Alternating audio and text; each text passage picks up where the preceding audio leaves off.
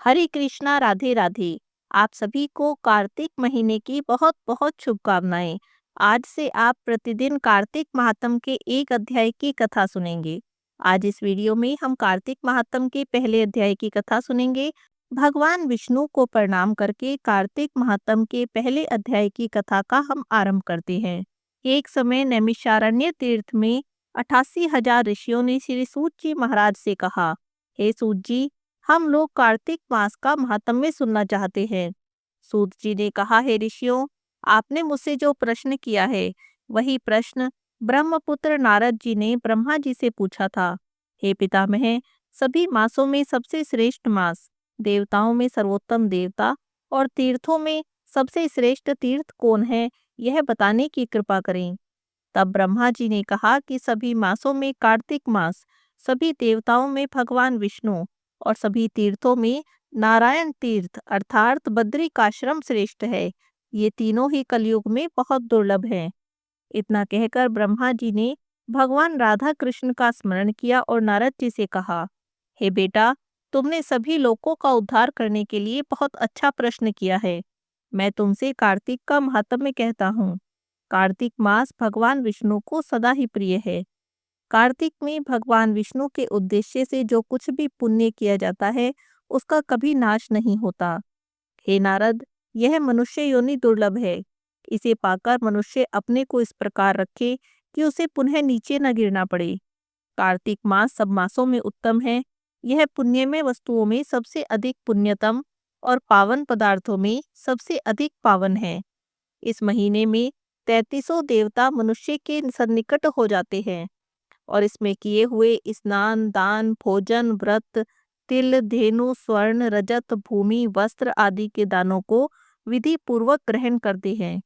कार्तिक के महीने में जो कुछ भी दान किया जाता है, जो भी तप किया जाता है, उसे भगवान विष्णु ने अक्षय फल देने वाला बताया है। एक समय की बात है, देवी सत्यभामा ने प्रसन्न होकर भगवान कृष्ण से कहा, हे प्रभु, मैं धन्य हो गई।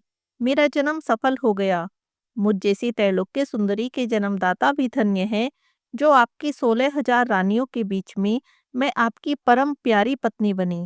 मैंने आपके साथ नारद जी को कल्प वृक्ष आदि पुरुष विधि पूर्वक दान में दिया है, परंतु वही कल्प वृक्ष मेरे घर में लहराया करता है।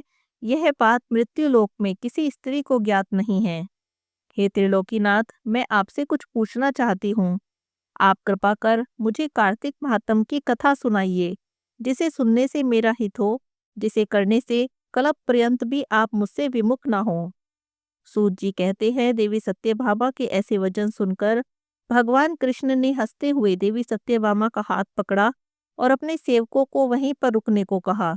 अपनी पत्नी को कल्प वृक्ष के नीचे ले गई और फिर हंसकर बोले, हे प्रिय, 16,000 रानियों में तुम मुझे प्राणों के समान प्यारी हो। मैंने तुम्हारे लिए इंद्र आदि देवताओं से विरोध किया।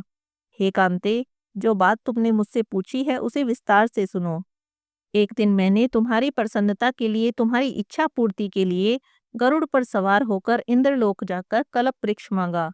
इंद्र ने मना किया तो गरुड़ जी और इंद्र में घोर संग्राम होने लगा। गोलोक में भी गरुड़ जी और गौओं में युद्ध होने लगा। गरुड़ ने अपनी चोंच से गौओं पर प्रहार किया तो उनके कान और पूंछ कटकर गिरने लगे, जिससे 3 वस्तुएं उत्पन्न हुई। कान से तंबाकू उत्पन्न हुए, पूंछ से गोभी और रक्त से मेहंदी बनी। इन तीनों का प्रयोग करने वालों को मोक्ष प्राप्त नहीं होता। तब गौओं ने भी क्रोधित होकर गरुड़ पर वार किया, जिससे उनके 3 पंख टूटकर गिर गए। पहले पंख से नीलकंठ, दूसरे से मोर और तीसरे से चकवा चकवी उत्पन्न हुए। हे प्रिय, इन तीनों का दर्शन करने मात्र से ही शुभ फल की प्राप्ति होती है। यह सुनकर देवी सत्यभामा ने कहा, हे प्रभु, कृपा कर मुझे मेरे पूर्व जन्मों के बारे में बताइए। मैंने पूर्व जन्म में कौन कौन से दान, व्रत, जप नहीं किए हैं? मेरा स्वभाव कैसा था? मेरे जन्मदाता कौन थे? मुझे मृत्युलोक में जन्म क्यों लेना पड़ा? मैंने ऐसा कौन सा पुण्य कर्म किया जिससे मैं आपकी अर्धांगिनी हुई? भगवान कृष्ण ने कहा, हे प्रिय, मैं तुम्हारे द्वारा पूर्व जन्म में किए जाने वाले पुण्य कर्मों को कहता हूँ, ध्यान से सुनो। पूर्व जन्म में सतयुग के अंत में मायापुरी में अग्नि गोत्र में वेद वेदांग के ज्ञाता देव शर्मा नाम के एक ब्राह्मण थे। वह प्रतिदिन अतिथियों की सेवा करते, हवन करते, भगवान सूर्य नारायण का पूजन करते।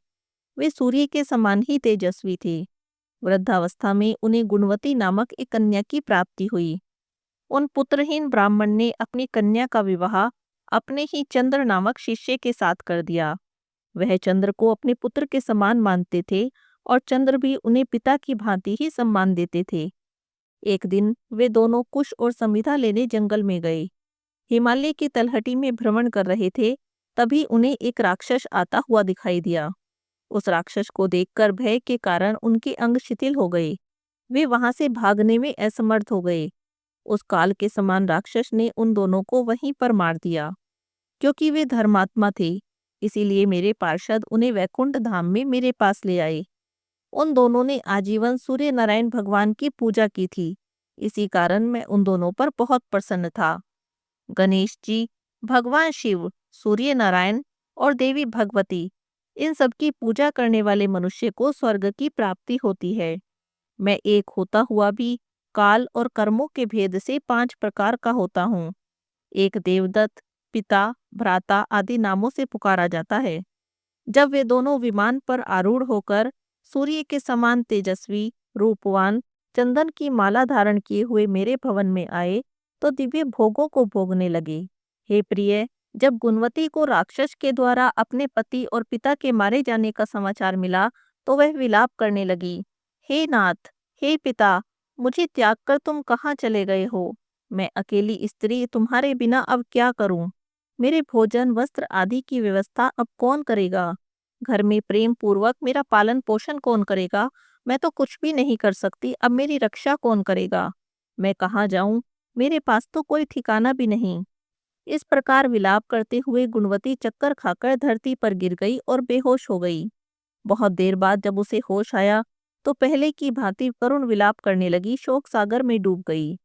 कुछ समय के बाद जब वह संभली, तो उसे ध्यान आया कि पिता और पति की मृत्यु के बाद मुझे उनकी क्रिया करनी चाहिए, जिससे उनकी सद्गति हो सके। इसके लिए उसने अपने घर का सारा सामान बेच दिया। उससे प्राप्त धन से उसने अपने पिता और पति का श्राद्ध आदि कर्म किया। उसके बाद वह उसी नगर में रहते हुए 8 पहर भगवान विष्णु की भक्ति करने लगी। मृत्यु पर्यंत उसने नियम पूर्वक सभी एकादशी का व्रत किया। कार्तिक महीना आने पर कार्तिक का स्नान किया। कार्तिक के महीने के उपवास और व्रत किए। हे प्रिय, एकादशी और कार्तिक मास मुझे बहुत प्रिय हैं। इनसे मुक्ति, भुक्ति, पुत्र और संपत्ति की प्राप्ति होती है। कार्तिक के महीने में जब तुला राशि पर सूर्य आते हैं, तब ब्रह्म मुहूर्त में उठकर स्नान करने, व्रत और उपवास करने वाले मनुष्य मुझे बहुत प्रिय हैं। यदि उन्होंने अपने जीवन में अज्ञानतावश कोई पाप भी किए हैं, तो भी स्नान और व्रत के प्रभाव से उन्हें मोक्ष की प्राप्ति होती है। कार्तिक में स्नान, जागरण, दीपदान और तुलसी के पौधे की रक्षा करने वाले मनुष्य साक्षात भगवान विष्णु के समान हो जाते हैं। कार्तिक के महीने में मंदिर में झाड़ू लगाने वाले, स्वास्तिक बनाने वाले, भगवान विष्णु की पूजा करने वाले मनुष्य जन्म मरण के चक्कर से छूट जाते हैं। यह सुनकर गुणवती भी श्रद्धा पूर्वक प्रतिवर्ष कार्तिक का व्रत और कार्तिक का स्नान करने लगी। भगवान विष्णु की पूजा करने लगी। हे प्रिय, एक समय उसे ज्वर हो गया। वह बहुत कमजोर हो गई। फिर भी किसी प्रकार कार्तिक के महीने में गंगा स्नान के लिए गई। गंगा जी तक तो पहुंच गई, पर शीत के कारण बुरी तरह से कांप रही थी, इसी कारण शिथिल हो गई। तब मेरे दूत उसे मेरे धाम में ले आए। इसके बाद ब्रह्मा आदि देवताओं की प्रार्थना पर जब मैंने कृष्ण का अवतार लिया, तो मेरे गण भी मेरे साथ इस पृथ्वी पर आए, जो इस समय यादव हैं। तुम्हारे पिता पूर्व जन्म में देव शर्मा थे, जो इस समय सत्राजित हैं। पूर्व जन्म में चंद्र शर्मा, जो तुम्हारा पति था, वह डाकू है। हे देवी, तुम ही वह गुणवती हो। कार्तिक व्रत के प्रभाव के कारण तुम मेरी अर्धांगिनी हुई हो।